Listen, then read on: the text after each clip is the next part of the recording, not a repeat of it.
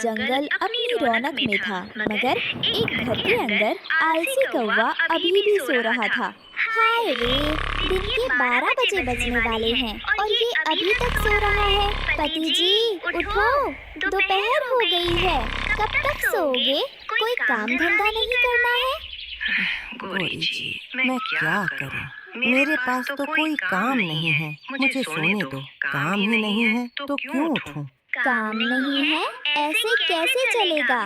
तुम अभी उठो और जंगल से सूखी लकड़ी काट कर लाओ। मुझे खाना बनाना है, वरना भूख से मरना पड़ेगा। क्या गौरी जी, ये घर के काम हैं, तुम ही कर लो। मैं क्या अकेला खाता हूँ? बहुत बड़बोले बन रहे हो, चुपचाप चले जाओ, वरना घर में चूल्हा तक नहीं जलेगा, भूखे मर जाओगे। बेचारा कौवा मजबूरी में उठ जाता है और जंगल की ओर चला जाता है। कौवा जंगल में एक पुराने सूखे पेड़ के पास पहुंचता है और कुल्हाड़ी से उसे काटने लगता है। तभी अचानक पेड़ से करुण आवाज आती है। रुको, मुझे मत काटो, मुझे और जीना है, मत काटो। अरे ये क्या, बोलने वाला पेड़? मगर मेरा क्या फायदा होगा? मुझे तो जल्दी से लकड़ी लेकर जाना है, वरना मुझे खाना नहीं मिलेगा। कौवे, कृपा करो, मुझे मत काटो। मैं तुम्हें एक ऐसा रहस्य बताऊंगा जिससे तुम्हारी जिंदगी बदल जाएगी। जल्दी बताओ। वैसे भी काम करना मुझे पसंद नहीं है। कौन सा रहस्य? घने जंगल में एक जादुई हीरे का पेड़ है, वहाँ से तुम्हारी सारी जरूरतें पूरी हो जाएंगी, तुम अमीर बन जाओगे। ये सुनकर कौवा बहुत खुश हो गया और तुरंत ही उस जादुई पेड़ को ढूंढने उड़ पड़ा। काफी देर उड़ने के बाद घनी झाड़ियों के पीछे कौवे को सचमुच एक चमकता हुआ हीरे का पेड़ मिल गया। वाह, सचमुच का हीरे का पेड़? हीरे तो बहुत महंगे होते हैं। बस 4-5 हीरे तोड़ ले जाऊंगा, फिर सारी जिंदगी ऐश करूंगा। रुको कौवे, तुम एक हीरे से ज्यादा हीरा नहीं ले सकते, यही नियम है। ठीक है पेड़ जी, एक ही बहुत है मेरे लिए। जादुई पेड़ उसकी बात सुनकर प्रसन्न हुआ और उसे एक चमचमाता हीरा दे दिया। कौवा घर पहुंचा तो रात हो चुकी थी। उसकी पत्नी गोरी गुस्से से तमतमाई बैठी थी। सुबह से रात हो गई, मैं यहाँ भूखी बैठी हूँ और तुम आवारागर्दी कर रहे हो, पंख हिला रहे हो। लकड़ी कहाँ है? खाना कहाँ है? पत्नी जी, अब गुस्सा थूक दो। देखो मैं क्या लाया हूँ। ये देखो हीरा, लाखों करोड़ों का बिकेगा। हाय राम, ये तो सचमुच का हीरा है, मगर कहाँ से मिला? कहीं चोरी तो नहीं की? कौवे ने सारा किस्सा सुनाया। अगले दिन वे दोनों हीरा बेचकर ढेर सारे पैसे ले आए और आराम की जिंदगी जीने लगे। एक दिन गोरी अपनी अमीर सहेली से बातें कर रही थी। तेरा तो बस नाम ही नाम है, तू किस बात की अमीर है? तेरे गले में तो हार तक नहीं। पिंकी, मेरे पास हारों की कमी नहीं, मेरे पास तो हीरे का हार भी है, बस पहनती नहीं हूँ। अच्छा, तो मेरे बेटे का जन्मदिन है, जरूर आना और हीरे का हार पहनना। हाँ, क्यों नहीं, मैं जरूर आऊंगी। घर पहुंचकर गोरी ने पति से जिद की। पति जी, मेरी इज्जत का सवाल है, मुझे हीरे का हार चाहिए। पत्नी जी, जादुई पेड़ ने साफ मना किया था। मुझे कुछ नहीं पता, तुम दोबारा जाओ और हीरे लेकर आओ। कौवा मजबूरी में अपनी पत्नी को रात में जादुई पेड़ के पास ले गया। हाय राम, इतने सारे हीरे और तुम सिर्फ एक हीरा लाए। देखो, अब मैं कैसे सब तोड़ लेती हूँ। वो उड़कर पेड़ से ढेर सारे हीरे तोड़ लाती है, मगर घर आकर जब पोटली खोलते हैं तो अंदर पत्थर होते हैं। ये क्या, हीरे पत्थर कैसे बन गए? मैंने कहा था ना, ये जादुई पेड़ है, कोई उससे चोरी नहीं कर सकता। कुछ समय बाद गोरी का लालच और बढ़ गया। उसने हीरे का घर मांगने की जिद की। पति जी, अब हमें हीरे का घर चाहिए, मेरी इच्छा पूरी करो। मजबूरी में दोनों फिर जादुई पेड़ के पास गए। इस बार पेड़ ने उन्हें हीरे का घर दे दिया, लेकिन रास्ते में ही उल्लू चोरों ने उन पर हमला कर दिया। देखो हीरे का घर, इसे लूट लो और इन कौवों को मार डालो। उल्लुओं ने उनके पंख काट दिए और हीरे का घर लूट ले गए। जब दोनों किसी तरह अपने पुराने घर वापस आए तो वो भी टूटा पड़ा था। गोरी, मैंने कहा था लालच मत करो। अब देखो अंजाम, न हीरे का घर रहा न लकड़ी का।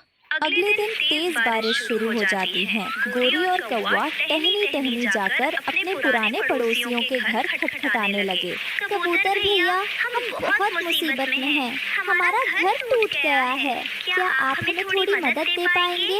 अरे हमारी मजबूरी अलग है, तुम्हारी हालत का मुझे अफसोस है, पर मैं कैसे रिस्क ले लूं? अभी मेरी छत कमजोर है और तुम्हारे साथ मेरा नाम खराब हो जाएगा। कबूतर ने दरवाजा बंद कर लिया। फिर वे हरियाली तोती और मिट्ठू तोते के पास गए। तोता भाई, तोती बहन, जरा दरवाजा खोलो, हमें तुमसे कुछ कहना है। दरवाजा खुला। सामने आई हरियाली तोती, लेकिन कौवे को देखकर उसका चेहरा बदल गया। अरे तुम दोनों यहाँ क्या लेने आए हो? पहले तो कभी हाल पूछने भी नहीं आए और अब हमारे दरवाजे पर?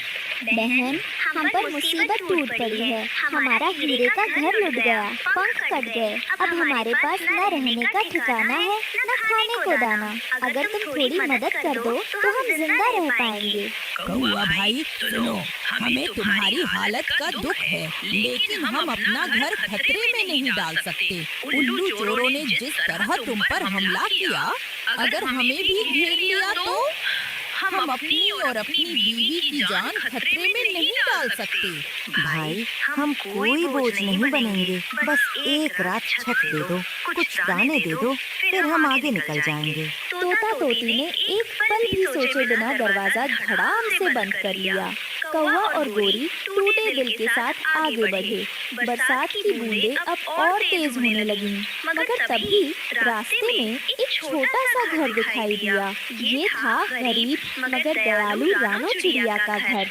गोरी, देखो रानो चिड़िया का घर है, चलो उससे ही मदद मांगते हैं। अरे वो तो खुद गरीब है, उसके पास क्या होगा हमें देने के लिए? फिर भी दोनों ने हिम्मत करके दरवाजा खटखटाया। अरे ये क्या हाल बना रखा है तुम दोनों ने? आओ अंदर आओ। रानो बहन, सबने हमें ठुकरा दिया। कबूतर, तोता तोती, किसी ने भी छत नहीं दी। हमारा घर टूट गया है, कहीं जगह नहीं है हमारे पास। भाई, दूसरों ने क्या किया वो उनका कर्म है। मेरे पास भले ही छोटा सा घर है, मगर इसमें दया की जगह बड़ी है। आओ बैठो। रानो ने अपने बच्चों के लिए बचाकर रखे 2-4 दाने कौवे और गोरी को परोस दिए। उसने घोंसले का एक कोना उनके लिए खाली कर दिया। रानो बहन, तुम तो खुद गरीब हो, फिर भी हमें सहारा दे रही हो। सच कहूँ तो आज हम समझ गए, सच्ची अमीरी दिल में होती है। हाँ रानो, तुम्हारी इंसानियत ने हमें आईना दिखा दिया। अब हम मेहनत करेंगे, लालच नहीं करेंगे। तो प्यारे दोस्तों, इस कहानी से हमें यही सीख मिलती है कि लालच एक बुरी बला है। हमें संतोष में ही सुख ढूंढना चाहिए। मम्मा, हमारी सब्जियां कितनी अच्छी हो गई हैं। मम्मा, क्या अब हम इन्हें बाजार में बेच सकते हैं? हाँ गुड़िया बेटी, हमारी सब्जियाँ अब बिल्कुल तैयार हैं। हम कल ही इन्हें बाजार लेकर जाएंगे। रानो चिड़िया और गुड़िया कुछ सब्जियाँ तोड़कर अपने घर ले जाती हैं। कालू जी, वो देखो, रानो चिड़िया की सब्जियाँ पक गई हैं। हाँ, सब्जियाँ तो बिल्कुल तैयार लग रही हैं।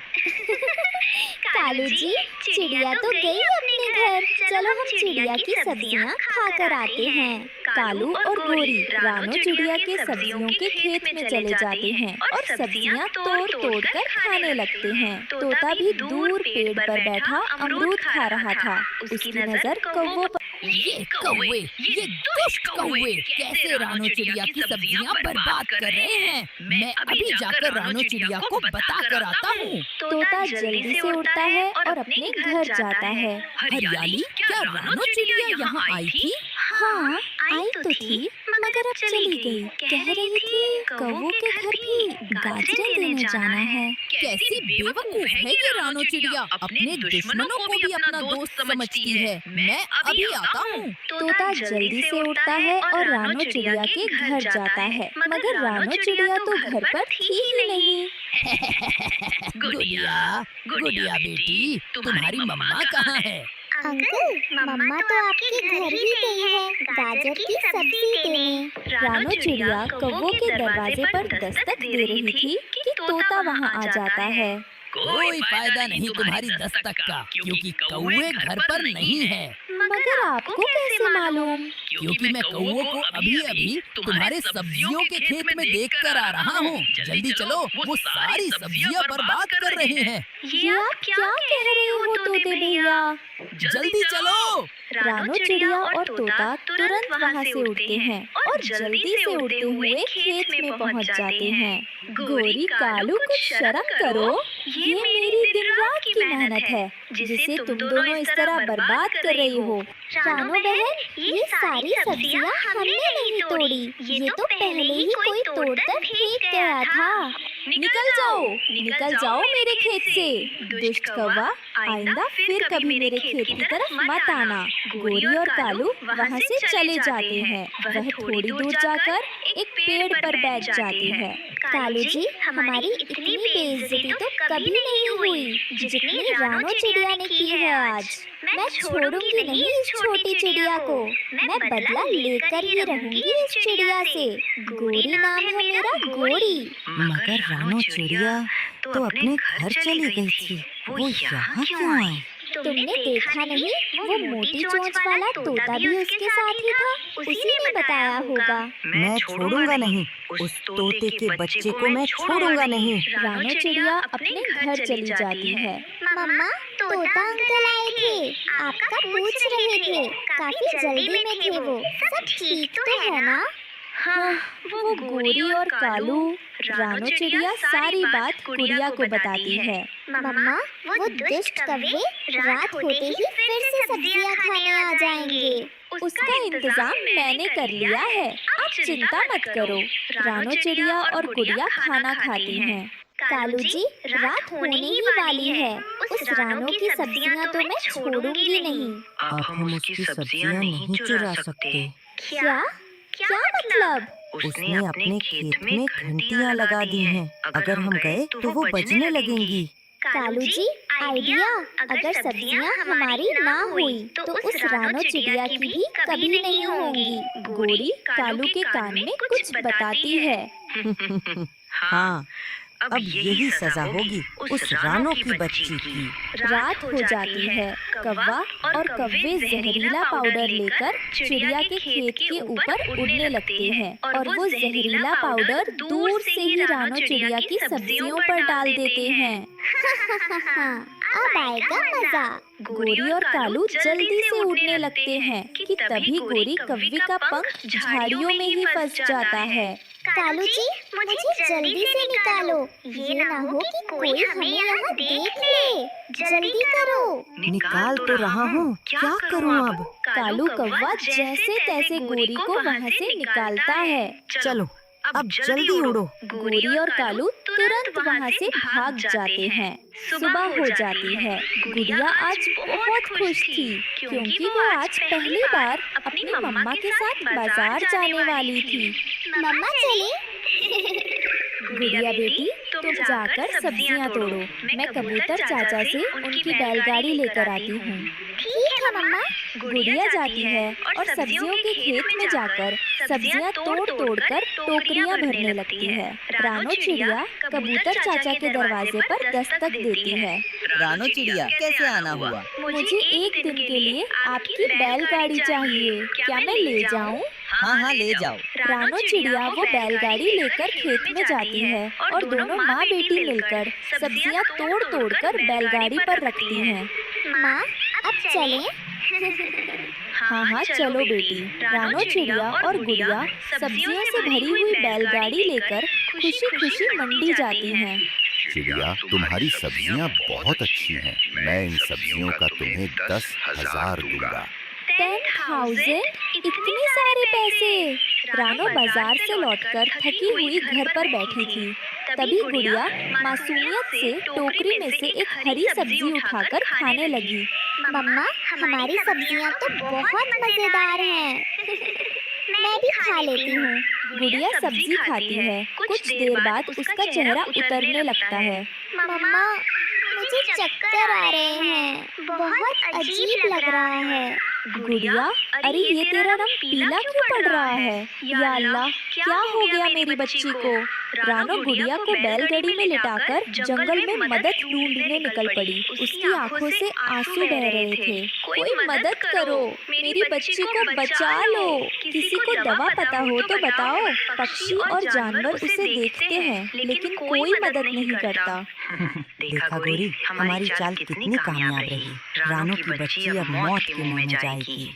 हाँ कालू, अब सबको लगेगा कि रानो गंदी और जहरीली सब्जियां बेचती है। उसकी इज्जत भी जाएगी और घर भी बर्बाद होगा। दोनों जोर जोर से हंसते हैं। वही जंगल के एक हिस्से से बूढ़ा हकीम कछुआ पानी के पास बैठा जड़ी बूटियां चुन रहा था। लंबी दौड़ के बाद रानो एक बुजुर्ग हकीम कछुए के पास पहुंची, जो जंगल का जाना माना वैद्य था। हकीम साहब, मेरी गुड़िया मर जाएगी। उस पर जहर का असर हो रहा है, आप ही कुछ कीजिए।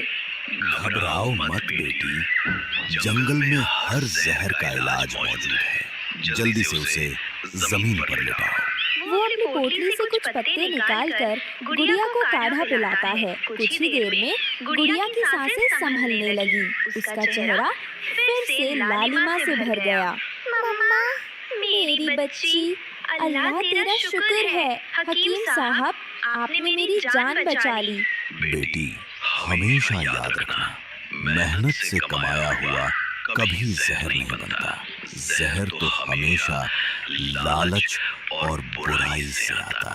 जंगल के एक कोने में रानो चिड़िया अपने छोटे बच्चों के साथ रहती थी। न घर था, न खाने को दाना। बरसों की गरीबी और अकेलापन उसकी जिंदगी का हिस्सा बन चुका था। हे भगवान, दूसरों के बच्चे खेलते हैं, खुश रहते हैं और मेरे बच्चों को भूखा सोना पड़ता है। मैं कब तक यूं ही सब सहती रहूंगी? पास से गुजरते कालू कौवा और गोरी कौवी उस पर हंसते हैं। देखो देखो गरीब रानो को। इसके पास न घर है न खाने को दाना। ऐसी बेचारी से तो भीख मांगना भी सीख लेना चाहिए। और इसके बच्चों का हाल देखो, पंख सूखकर कांटे जैसे हो गए हैं। रानो चुपचाप आंसू पोंछती है और बच्चों दिलासा देती है। मत रो मेरे लाल, माँ सब सह लेगी, पर तुम्हें भूखा नहीं रखेगी। चाहे जान चली जाए, लेकिन तुम्हारे लिए कुछ न कुछ जरूर करूँगी। एक दिन रानो चिड़िया जंगल में दाना ढूंढ रही थी। तभी झाड़ियों के पीछे से उसे करुणा से भरी हल्की सी आवाज सुनाई दी। वह धीरे धीरे आगे बढ़ी और देखा कि एक छोटा सा गाय का बच्चा जमीन पर पड़ा कांप रहा है। उसकी सांसें भारी थीं और आंखों में दर्द था। अरे, ये तो बेचारा बीमार है। अगर मैंने इसकी मदद ना की तो ये मर जाएगा। अब मैं क्या करूं? रानो उस बीमार बछड़े को छोड़कर नहीं गई। वो उसे लकड़ी के ठेले पर घसीटते घसीटते पास के पेड़ पर रहने वाले हकीम उल्लू बाबा के पास ले गई। उल्लू बाबा, कृपा करके मदद कीजिए, ये गाय का बच्चा मरने वाला है। इसकी हालत बहुत खराब है, लेकिन अल्लाह की बनाई हर बीमारी की दवा भी है। तू डर मत, मैं अभी एक खास मलहम बनाता हूँ। उल्लू बाबा ने जड़ी बूटियों को पीसकर एक हरी मलहम बनाई और रानो को दी। रानो, इस मलहम को इसके शरीर पर धीरे धीरे लगाना और इसे अपने आंचल की छाया देना। ममता सबसे बड़ी दवा है। मैं पूरी मेहनत करूंगी बाबा।